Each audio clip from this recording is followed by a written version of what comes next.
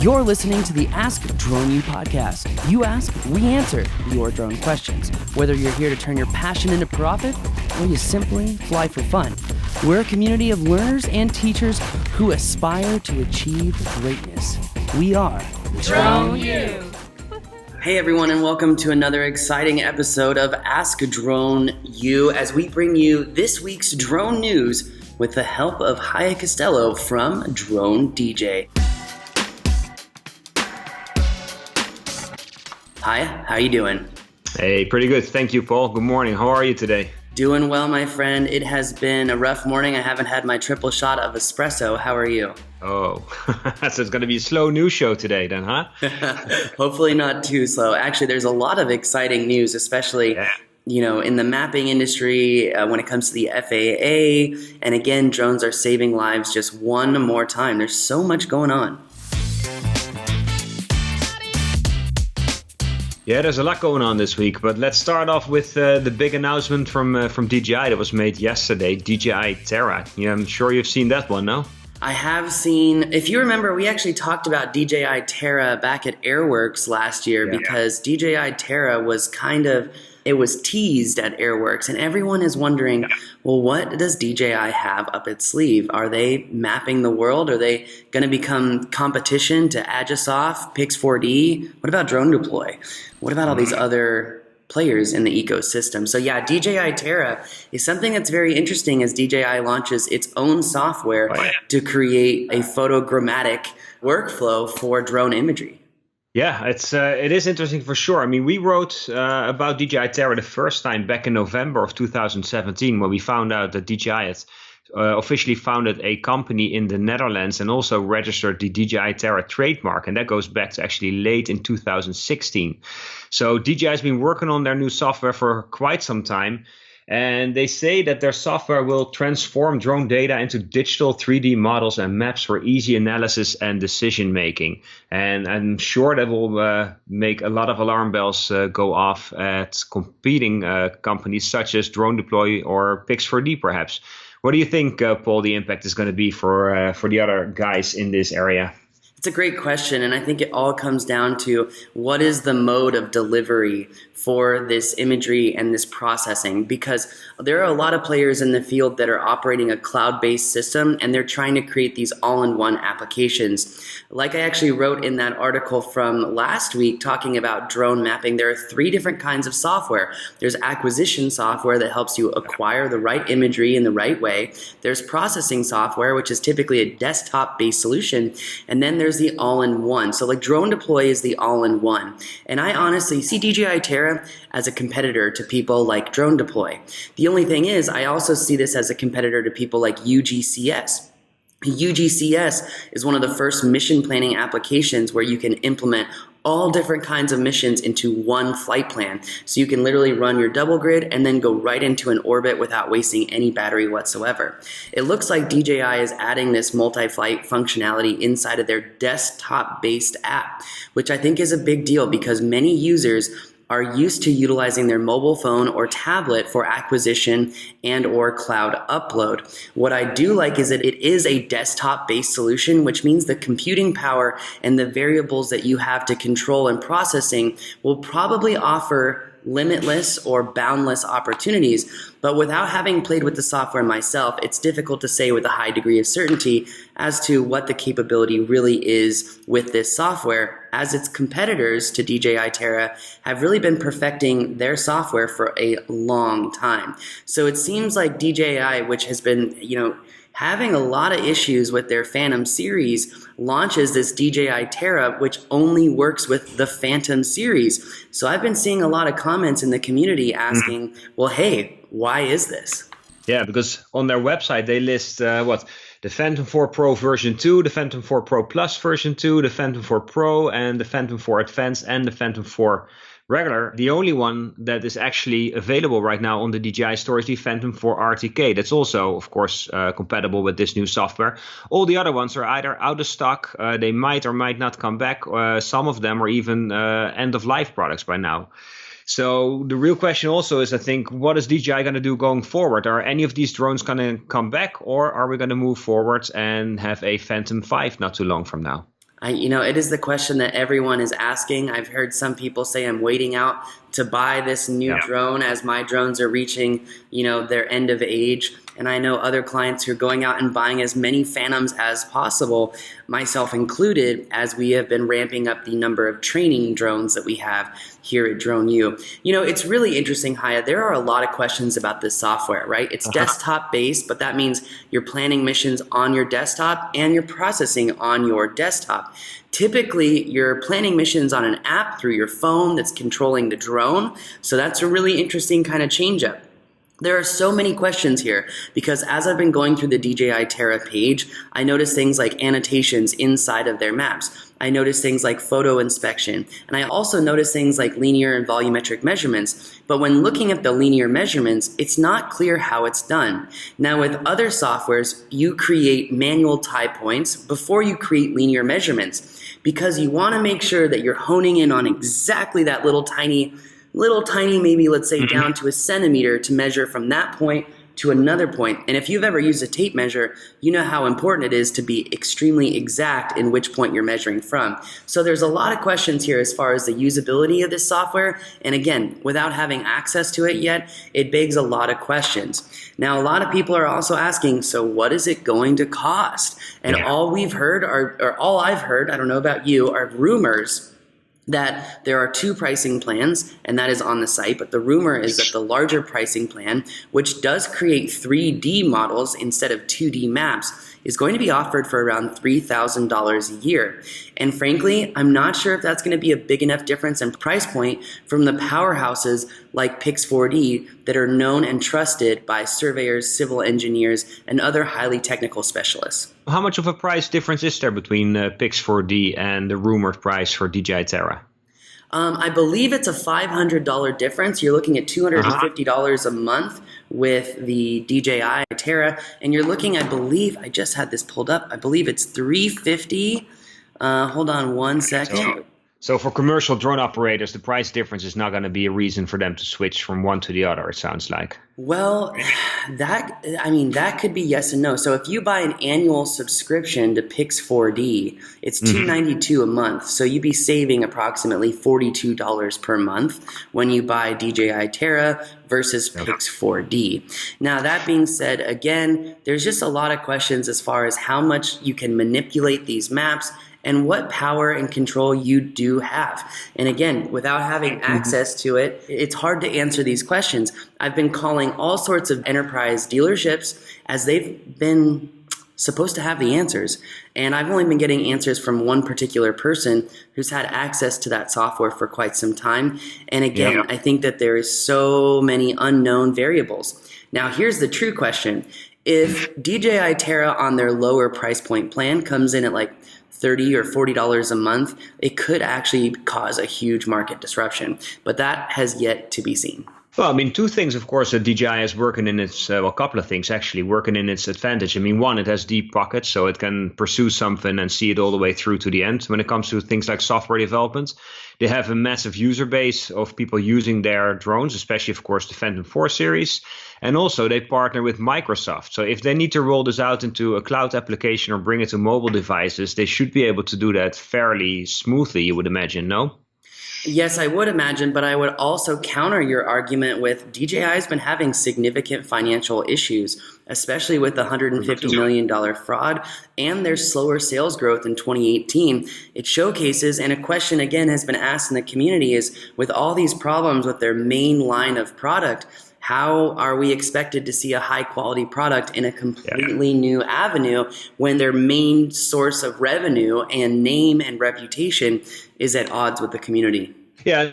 No, you're right. DJI's definitely had a rough year in 2018. What struck me at Airworks in Dallas, Texas, was the focus that DJI expressed on the enterprise drone market and how they've been going after that as well. So I guess in this case, we might see some startup issues here and there as they work out all the kinks when it comes to launching this software. But at the same time, I would imagine DJI is pretty serious about pursuing this. And if they're serious about something, then I think that's going to cause some issues for companies like Pix4D as well as Drone Deploy. Yeah, it should be very interesting to see how this all shakes out. And it's also very interesting because it seems like the enterprise mapping industry has been absolutely inundated with solutions for mapping to solve minute nuances for different industries and verticals through drone mapping.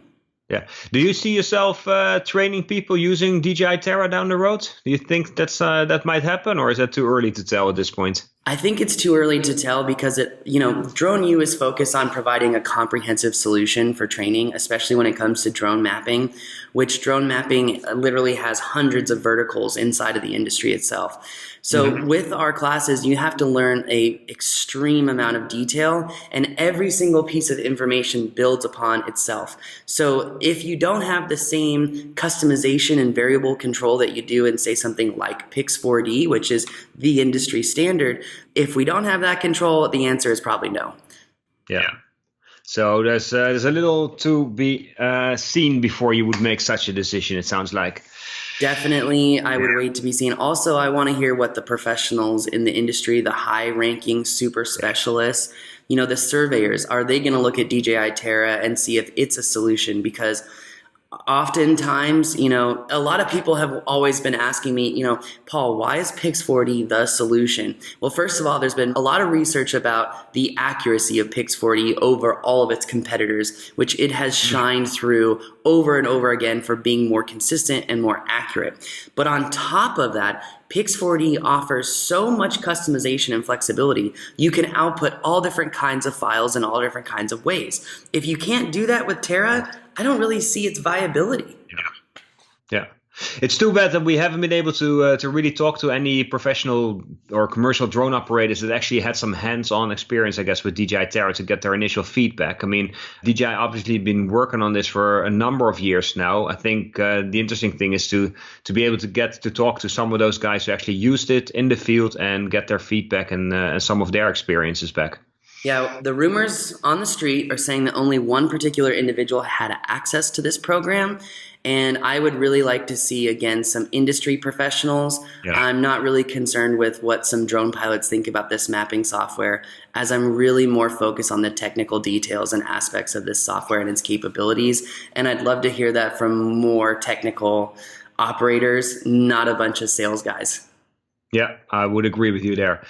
Let's move on to your article of today, right? The FAA annexed the new enforcement actions against drone pilots. What's going on there, Paul? Yeah, so this was actually brought to my attention. It was kind of swept under the rug in the commercial SUAS group. And essentially in February of this year, the FAA came out with new standards and protocols for FSDO, or Flight Standards District Offices, which is essentially the investigative arm of the Federal Aviation Administration. And what they're saying is they want to increase essentially surveillance in areas that are prone to have erroneous drone flights or illegal drone flights. Essentially saying that if you see 5 reports of illegal drone flights within Bravo, Charlie, Delta, or Echo airspace, that FSDO should be spending time, and it's actually a requirement in their new action plan, to surveil those areas. Now, it's really interesting because if you remember our podcast last year, we were wondering how many enforcement actions has the FAA actually taken against drone pilots? And will this new protocol that the FAA just released, will that increase enforcements? Well, thanks to a good friend named Tom, we got a new FOIA request back and found that there have actually been 0, and I mean 0, enforcement actions between 2018 and 2019. All enforcement actions ended up equating to a warning notice. Now, this compliance philosophy has pros and cons, Haye, because compliance philosophy essentially says, if you see an illegal drone pilot and you report it to the FAA, yeah, they're going to get a slap on the wrist. Yes, they're going to be scared to death, but nothing's going to happen as long as they agree to change their ways. If that drone pilot argues, acts aggressive or outlandish to these federal investigators, that's essentially when they decide to slap the financial consequences on these pilots. So you're saying that as long as somebody's reasonable and friendly and polite, they're off the hook? I would say that I think the historical evidence showcases that, and you can see those enforcement actions on your site, on Drone DJ. It's crazy though, right? It is crazy. Again, pros and cons to this whole surveillance. And I think it's something where, community policing is something that, police officers try to do to build relationships in the community and build trust. And I think that that's something that really helps people out, especially smaller communities. Now, with this compliance philosophy and this new surveillance, the FAA is essentially pushing investigators to go out and go talk with more drone pilots. Frankly, I see this as a good thing for someone who follows the rules. Now, when looking at the investigator checklist, though, there were some questions that I was like, well, hey, wait a minute, this isn't in the law. So I reached out to a couple of federal investigators and asked them, hey, how does this checklist pan out against the law? So I just had some clarification questions. I'm waiting to hear back on that, and we'll report back to you when we have that information. Now, I noticed in the article, the documents, the checklist that you linked to, that was already put together back in September of 2018. Why is it that we are only learning about this now? Well, because typically in order to have access to that particular link, you have to be a federal investigator or know where to go. But because that document was linked in the new, I think it was the FAA 8900 I forget the name of the document. It was linked in the master document, so essentially giving access for everyone to see that. Yeah. So the order was known as 8900.504, and its effective date was February 28th. And in that document, it actually links to the checklist. The checklist, yes. There you go. So we finally are able to discover that and share that with all our listeners and readers. Yeah, it's very interesting to see the checklist, but it also goes to show that there's always room for interpretation on that checklist.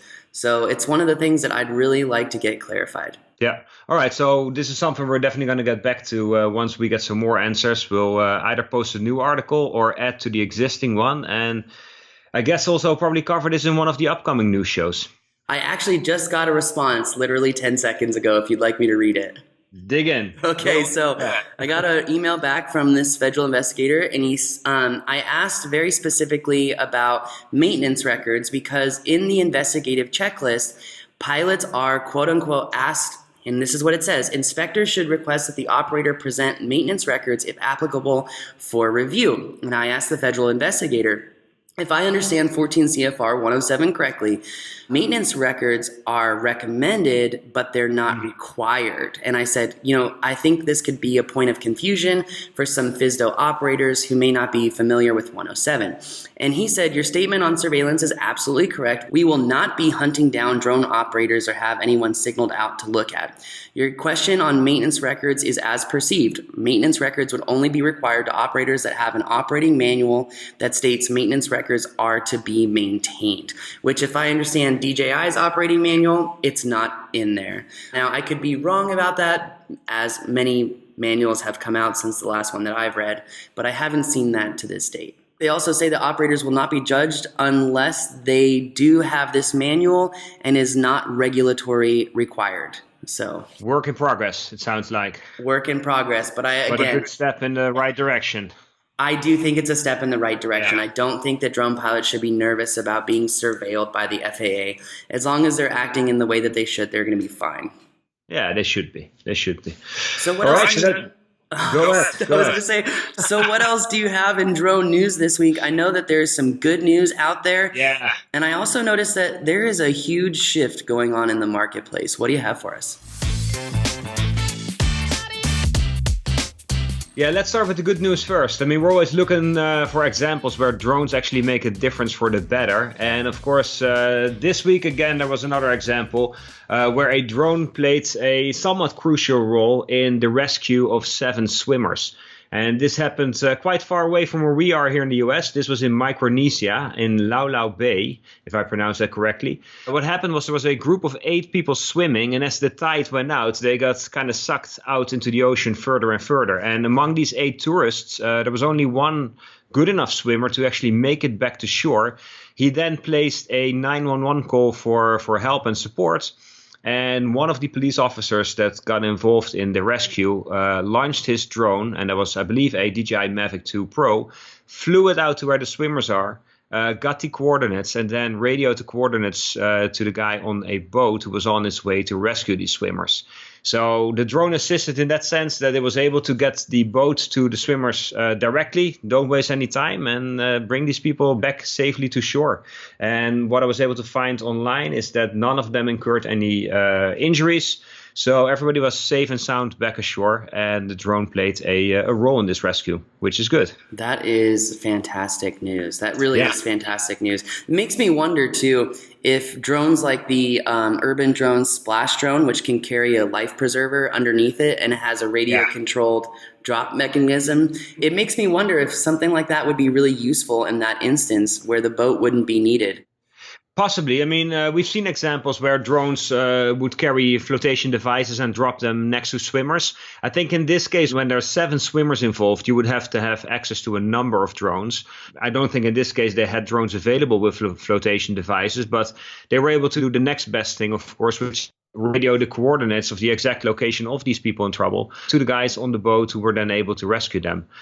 So we've seen over the last, 2 years, we've seen a lot of different cases in which drones were used for search and rescue. Sometimes they were just used to find the people. Sometimes they were used to actually drop flotation devices as well. And I think many people are experimenting with drones and see how we can best use them to save people. This is definitely a case where a drone proved its point. That is fantastic. I love hearing how drones are doing good. It is something that is truly powerful, and it is something that I absolutely love hearing. But it also seems like as drones are saving lives, they may be saving lives on a macro scale and even on the food that we eat. What do you have for us? Yeah, this is agriculture. Apparently DJI, and this is mostly taking place in China for now, but apparently DJI is shifting its focus away from consumer drones towards the use of drones in the agricultural business. There was an article in the Financial Times this week that mentioned that DJI was spending more time, more money, and more energy in promoting drones for farmers in China. And it mentions here that DJI sold 20,000 agricultural drones for spraying pesticides in China last year, and about 2,000 in Japan and South Korea. So this is not so much happening in, let's say, Canada or Europe or the US. It's further east. But it's an interesting sign that DJI is focusing on the commercial drone market or the enterprise drone markets so much. I mean, we've seen here in the US that the consumer drone market has slowed down somewhat, and maybe this is DJI's reaction to that shift in the market, that they're focusing their time and energy on a different area. Well, I think this is extremely exciting for agribotists across the world because drones significantly limit overspray, and they significantly limit, where essentially these pesticides and herbicides can go that they shouldn't go. They also create a much more effective spraying pattern with the prop wash from the drone versus other traditional methods of spraying agriculture. The only hiccup is here in America, where most drone pilots need a Part 137 certificate in order to actually spray in the United States. I'm hoping that that law gets changed here soon, as I've found from one recent Drone U member, Mr. Philip Shaner, how difficult that process has been, but how he is now able to spray crops. So congratulations, Mr. Shaner. And also want to say that it's something that I think could have a massive effect on the population as a whole, as we are seeing more and more reports of glyphosate in a lot of American foods. Drones in agriculture could be a massive solution to that problem if glyphosate is removed and pesticides and herbicides are sprayed more effectively, causing a healthier population overall. Yeah, we've seen that a lot, though. I mean, if you look at areas where drones are being used in very new and innovative ways, we've seen that happen in Asian countries. We've seen that happen in Africa as well. And typically, these countries are less strict when it comes to the commercial use of drones, and their rules and regulations are less strict than they are in Europe and Canada and the US. For instance, also Google was doing their tests in Australia for deliveries by drone. Of course, we've seen Zipline working in African countries as well to make deliveries by drone. So a lot of these developments and innovations are taking place not as much inside the US, but typically in countries where the rules and regulations are a little bit less strictly enforced than they are here. It is very interesting too because UPS just came out with their quote unquote first successful for-hire drone delivery. And while, again, that's completely illegal under Part 107, it seems like a lot of American companies are side-skirting the FAA's rules by self-certifying their aircraft as air carriers under Part 135. I know this is something that Amazon did, and frankly, I thought Amazon would be the first to the market, but UPS has officially raced ahead. Yeah, exactly. And that's it's going to be interesting where that's going to go. I mean, a lot of big name companies are out there trying to figure out how they can use drones to make deliveries. We know from tests that took place in Switzerland that especially when it comes to last mile deliveries, that drones are much more environmentally friendly and a lot more effective when it comes to delivering smaller parcels in that last mile delivery. I mean, comparing that to a diesel truck being stuck in downtown traffic, you can see why a drone would have a benefit. Of course, there are many regulatory hurdles since you can't just fly a drone in a city just yet. But who knows? Should be interesting to see how it all unravels, Haye. Well, I appreciate you coming on the show and going over the good news, the bad news, and the new competitors to the market. Thanks for having me. As always, it's a pleasure to be on the show, man. It's a pleasure to chat with you as always, and I greatly appreciate it and look forward to hearing what we have for next week. But Haye, until next time, thanks again for joining us on the show. Thank you. And that's going to do it for us today. If you want to subscribe or leave us a review, please do so on iTunes, Stitcher, or wherever you download podcasts. Thanks again for watching another fantastic episode of Ask Drone U.